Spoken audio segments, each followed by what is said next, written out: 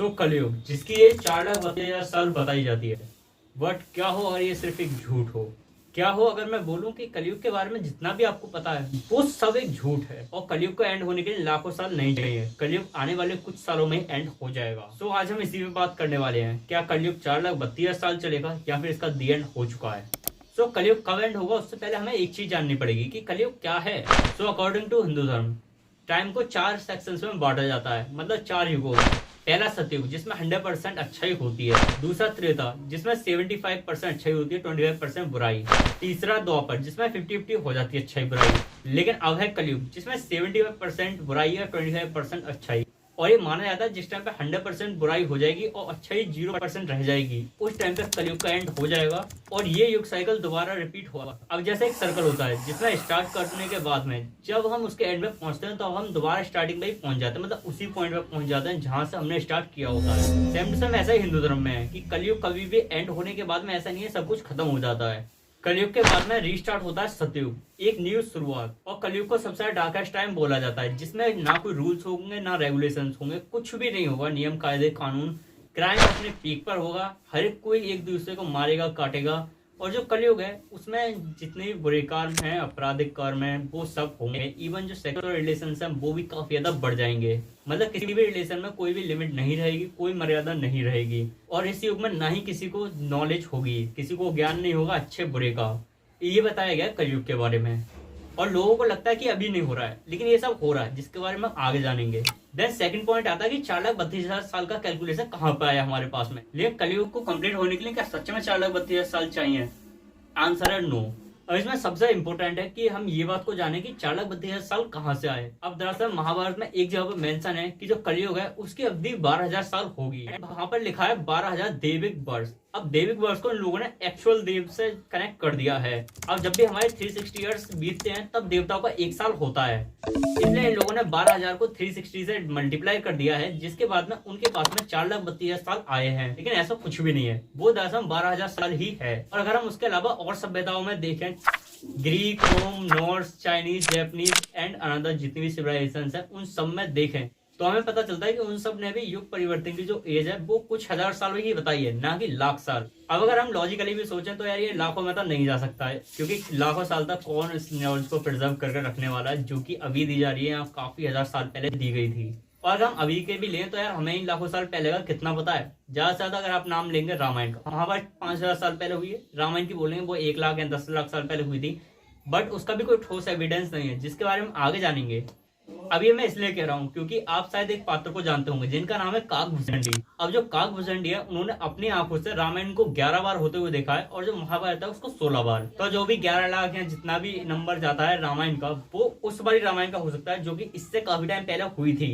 क्योंकि अगर आप बात करने वाले हैं कि कल के अवतार अभी नहीं आने वाले, जो पुराने अवतार थे वो भी काफी टाइम बाद आए थे। जैसे कि राम का अवतार 10-11 लाख साल पहले आया था और जो कृष्ण जी का अवतार है वो 5,000 साल पहले आया, तो कल के अवतार अभी नहीं आने वाला है। तो ऐसा बिल्कुल नहीं है। देखो अगर आप नॉर्मली भी सोचेंगे तो आपको पता चलेगा कि कोई भी अवतार इतने दिनों बाद नहीं हो सकता। लाइक इतने दिनों बाद कौन यार कंटिन्यूटी को जिंदा रखता है। और अगर हम एक्चुअल साइंटिफिक एविडेंसेस की बात करें तो जो द्वारिका नगरी मिली है गुजरात में समुद्र के नीचे, उसकी कार्बन डेटिंग से पता चला है कि वो 5,000 साल पुरानी ही है।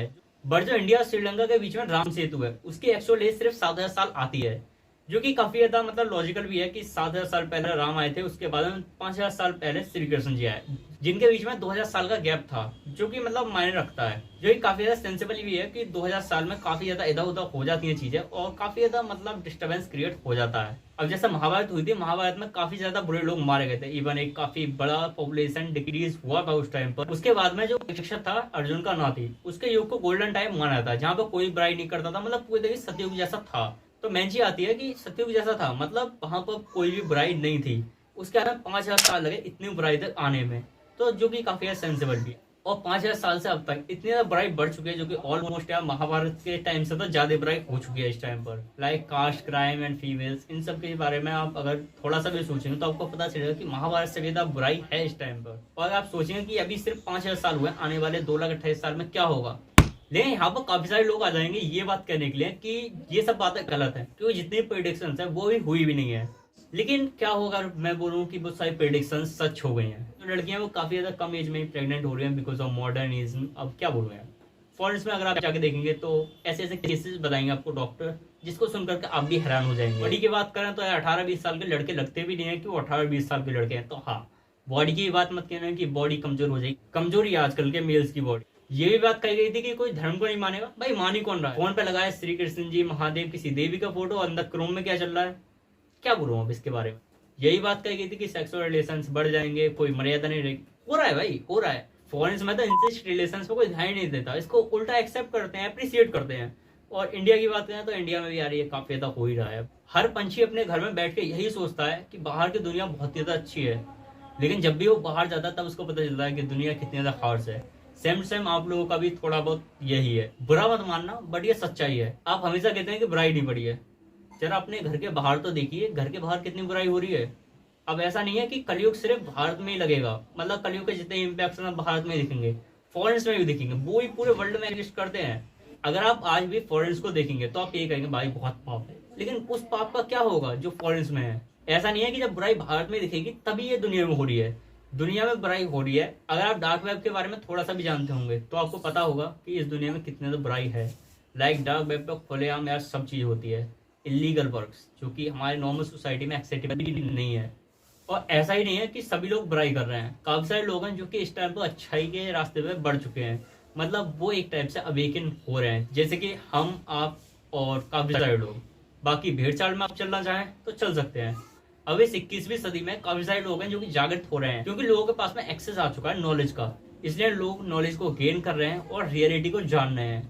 बहुत सारे लोग हैं जो कि अवेकन हैं, भले आप कॉन्स्पिरेसीज के बारे में नहीं जानते होंगे, बट कॉन्स्पिरेसी एकदम सच होती है जिसके बारे में आपको जानना चाहिए, और उसके बाद में आपको पता चलेगा कि आखिर क्या चल रहा है दुनिया में। और इसी चीज के बारे में बहुत से लोग जानते हैं, इसके निकोला टेस्ला, स्वामी विवेकानंद, सुभाष चंद्र बोस और भी बहुत सारे लोग जो कि इस वर्ल्ड में थे और अभी भी हैं, जो कि इस टाइम पर अवेकनिंग का काम कर रहे हैं। बट हाँ, वो खुल के आप लोगों से नहीं बोलते, अभी नहीं तो कभी नहीं। जी हाँ, अभी नहीं तो कभी नहीं। देखो यार, मैं सीधी सीधी बात जानता हूँ, दुनिया में जो हो रहा है काफी ज्यादा गलत है, लेकिन इससे ज्यादा गलत क्या ही होगा। मतलब पूरे वर्ल्ड में जो हो सकता है, जितना आप सोच सकते हैं, उससे भी ज्यादा गलत हो रहा है। लाइक जितनी भी कॉन्स्पिरेसीज के बारे में आप जानते हैं वो सब की सब ज्यादातर सच्चे हैं। लाइक पेड़ दुनिया से हल्के हल्के खत्म होते जा रहे हैं, एनिमल्स, इंसेक्ट, फिश, प्लांट, इन सब की ऑलमोस्ट 75% से ज्यादा जो पॉपुलेशन है वो खत्म हो चुकी है। ह्यूमन ने 200 सालों में ही इस सारी पॉपुलेशन को 75% कम कर दिया। लाइक सोच रहे यार, ह्यूमन को कितना नेचर की परवाह है, उसने खुद के कार्बन एमिशन को नहीं रोका, बल्कि जो एनिमल से हो रहा है उसको रोक दिया। ग्रेट। ह्यूमन को किसी की भी नहीं पड़ी है, ना खुद की, ना इस एनवायरमेंट की, ना नेक्स्ट जनरेशन की, ना पेड़ों की, ना जानवरों की। उसे सिर्फ दिखता है अपना फायदा। इसलिए जो जेन जी उसको बी जनरेशन मानते हैं, क्योंकि उसके अंदर पावर लगभग खत्म सी हो चुकी है। हाँ, वो क्रोम को देख देख कर सबने अपनी पावर खत्म कर ली। और जो इससे आगे वाली जनरेशन होगी वो या और भी ज्यादा वीक होगी, क्योंकि उनका जो माइंड है वो ठीक से डेवलप नहीं कर पाएगा बिकॉज ऑफ मोबाइल। मोबाइल हमारे काफी सारे पार्ट्स को डेवलप नहीं होने देता है, जैसे कि रीजनिंग, थिंकिंग, एनालाइजिंग, इन सारे पार्ट्स को डेवलप नहीं होने देता है। सो जो हमारी नेक्स्ट जनरेशन होगी वो और भी ज्यादा वीक जनरेशन होगी। सो कलयुग का एंड अभी नहीं होगा तो कब होगा? ये एक सिंपल सी बात है।